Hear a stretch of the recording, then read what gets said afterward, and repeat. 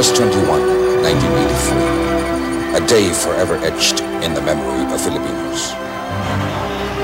The noonday sun beats down on a prostrate, blood-spattered figure in safari white. The name, Benigno Aquino Jr., Ninoy for short. His age, 50, clutched in his right hand a broken rosary. His mission, reconcile the Filipino people and restore democracy. The bullet that snuffed out Ninoy's life spawned the bloodless EDSA revolution on February 22 to 25, 1986. What was Ninoy really like? Who was he? What made him tick? Everybody marveled at his courage, his heart. Where did he get it? What spiritual wells nourished his soul? There are many answers like cross currents in a raging river. Courage is not for the asking, Ninoy once said. The heart lifts and the body throbs only when somebody else has the courage to die for his principles and convictions. Death was still far away when Ninoy did two things not long after his father's death.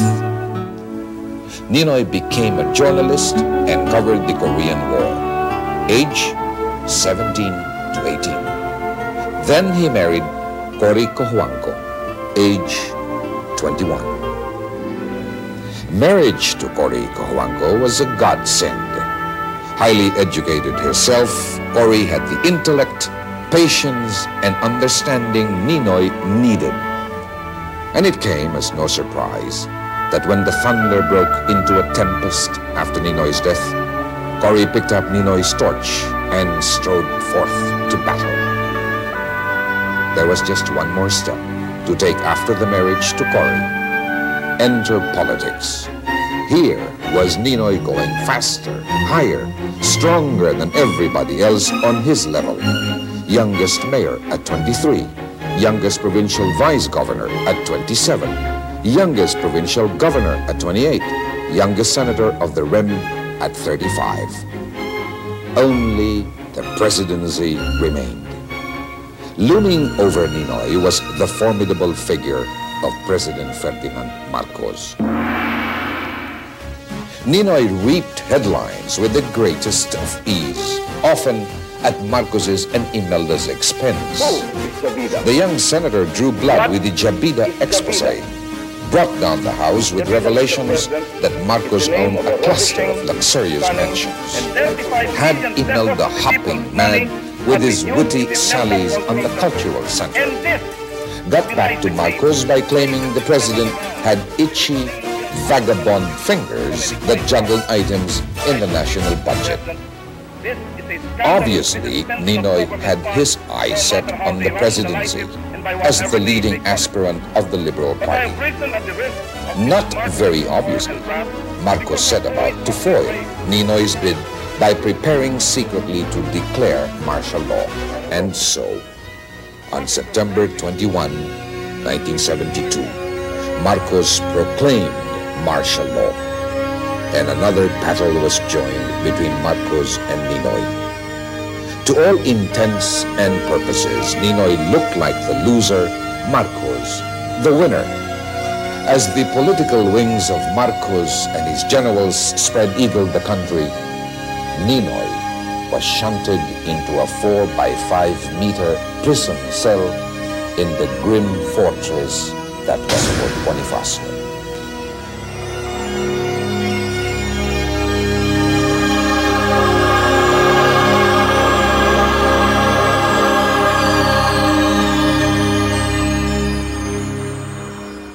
I have been in solitary for 5.5 years, and you don't know, Mr. Nabal, what is to be alone 24 hours a day. It is not true what Secretary Enrile said that I am free to roam around here. That's not true. I am brought out 1 hour a day to exercise, and I am brought back to my room and I am locked up. For the last 5.5 years, I've been locked up alone in my room. Alone in his cramped cell, unable in 7 years and 7 months to see the moon and the stars, Ninoy gradually realized he was in for keeps. Nung araw, gustong-gusto kong talagang makalabas. At I want to be with my children, my family. Pero, inaisip-isip ko, hindi na rin kakot maganda na rin itong katayuan na ito.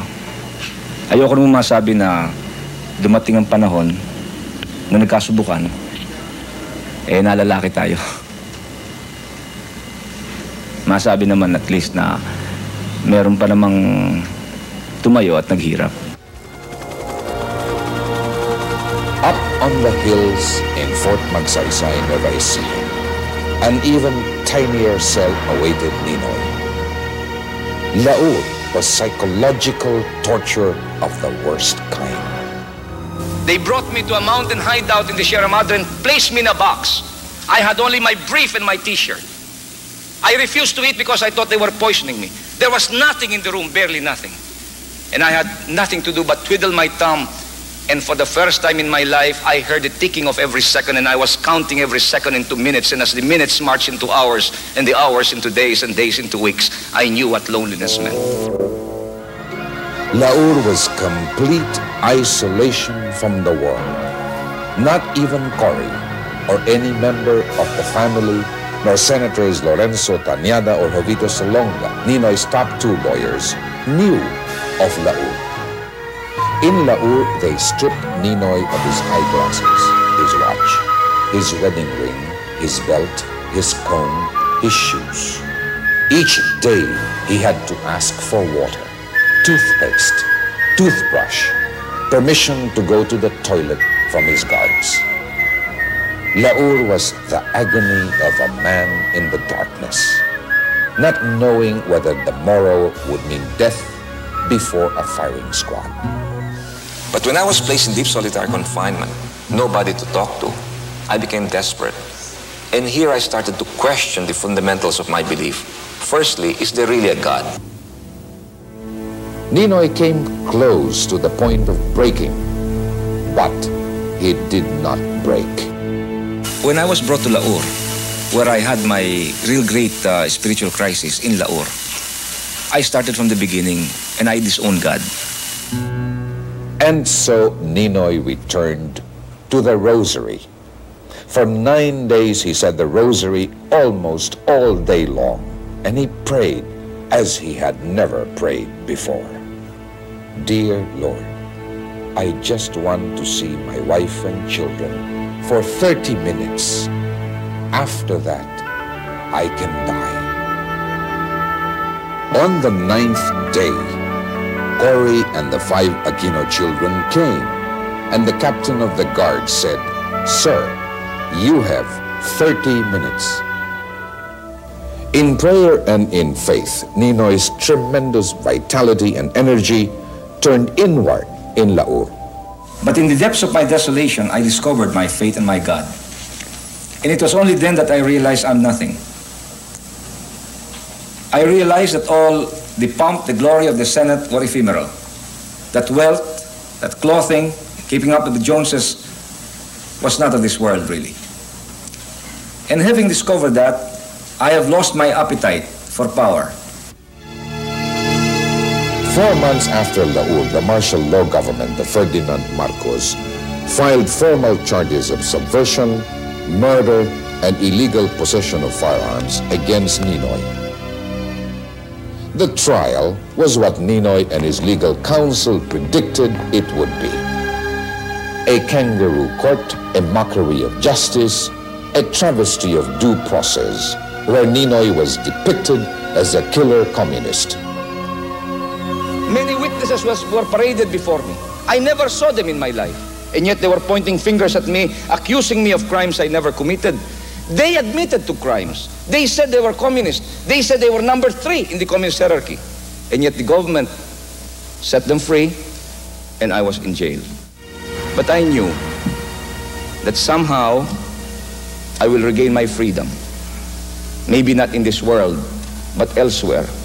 And I knew that sometime, somewhere, Mr. Marcos and I will meet. And in that meeting, I will have my satisfaction.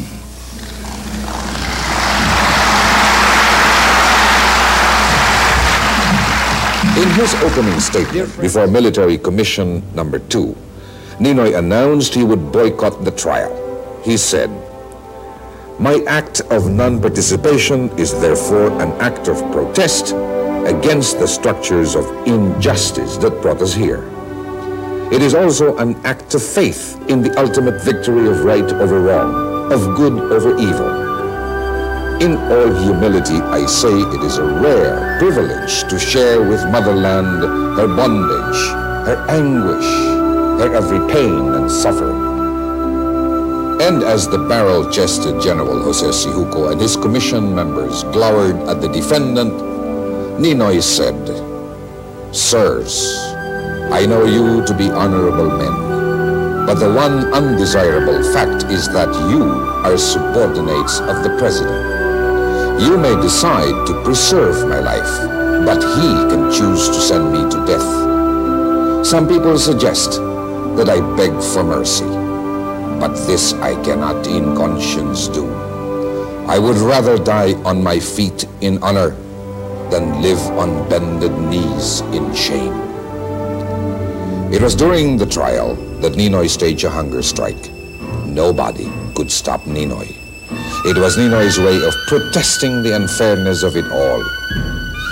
I would like to be very candid this afternoon. I went on a hunger strike as a protest to what they did to me in the military commission. But more than a symbolic protest, I must admit I had a death wish. I wanted to die. But somehow on the 40th day, I was struck by that letter of Father de la Costa to me. And he said, "Do you think by trying to die you are being courageous?" He said, "You're not being courageous, you're a coward. To continue living and to continue fighting." He said, "It's more courageous." And ultimately he said, "If you believe in the divine will, do not interfere with his will. Let his will be done." After the hunger strike, Death and Ninoy had looked each other squarely in the face. Neither blinked. On the contrary, they parted like comrades in arms and agreed to another rendezvous, this time for always.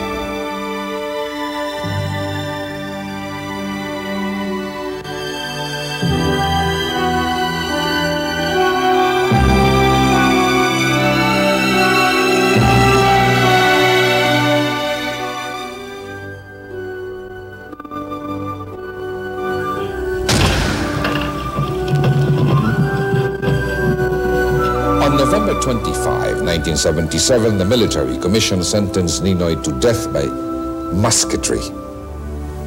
Crestfallen, Cory and the rest of the Aquinos visited Ninoy at Fort Bonifacio after the death verdict. To their surprise, Ninoy was in high spirits. He assured them that Marcos would not make a martyr out of him, not yet. If he was going to die at the hands of his enemies, Ninoy said, it would be done in another way.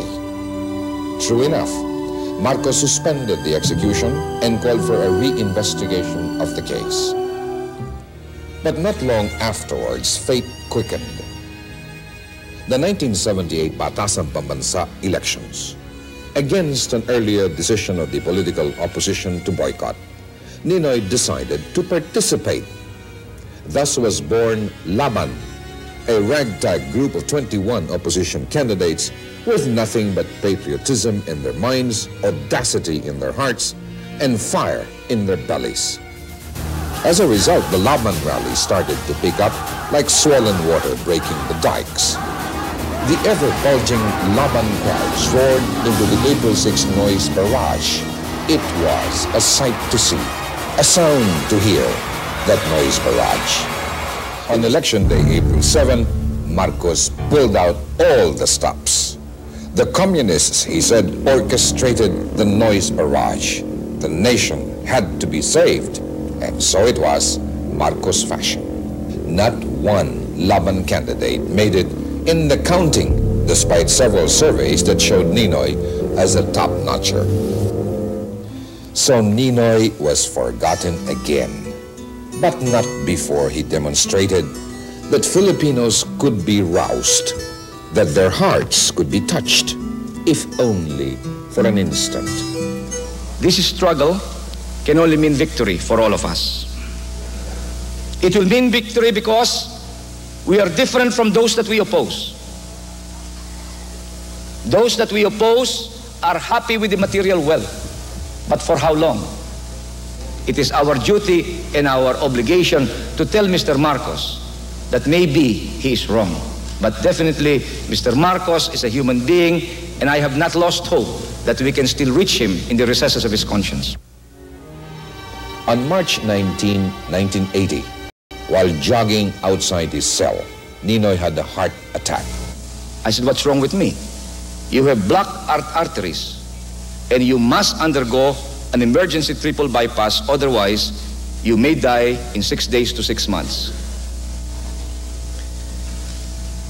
I told them, where can I have my operation? Dito lang po, sa Heart Center. And that's the Heart Center of Imelda Marcos.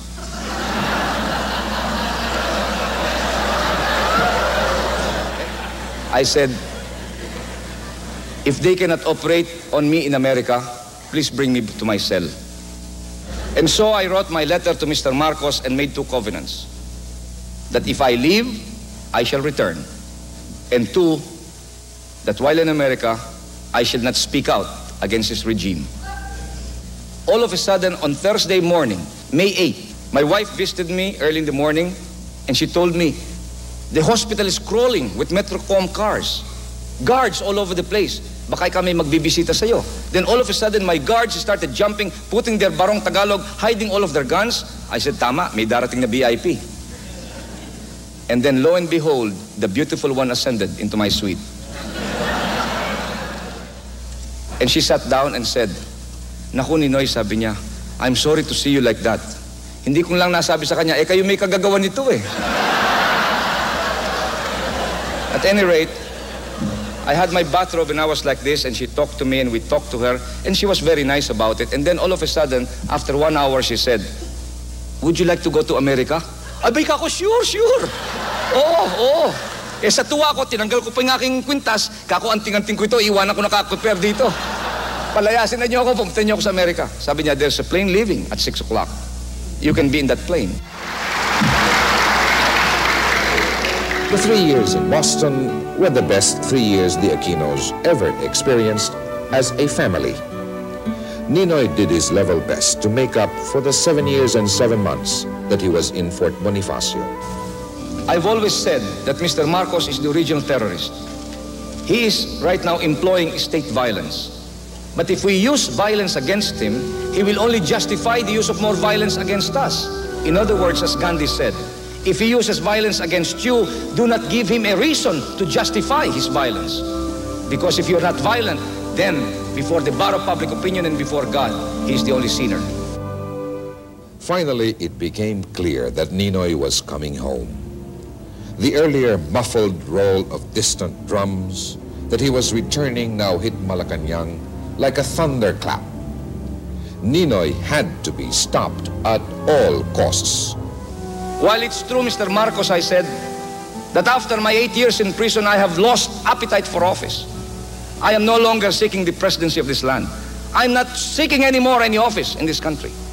But believe me, I said, when I tell you that while I have vowed never to enter the political arena again, I shall dedicate the last drop of my blood to the restoration of freedom and the dismantlement of your martial law.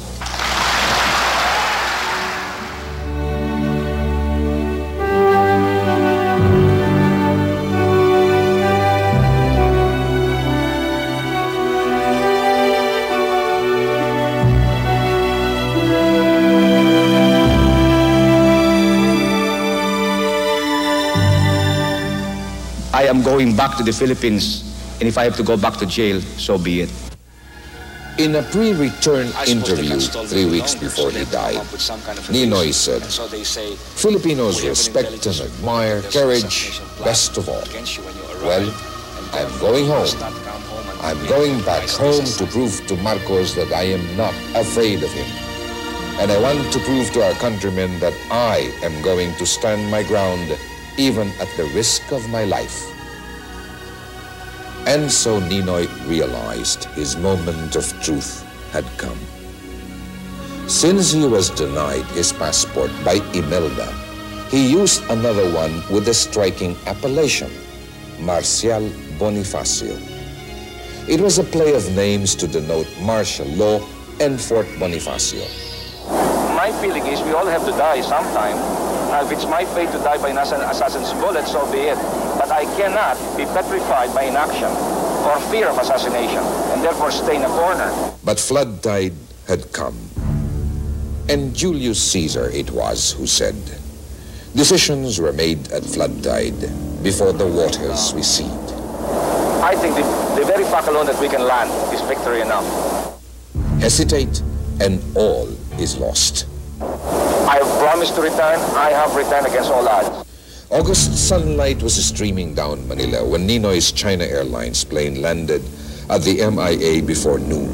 You have to be very ready with your hand camera because this action can become very fast. Yes.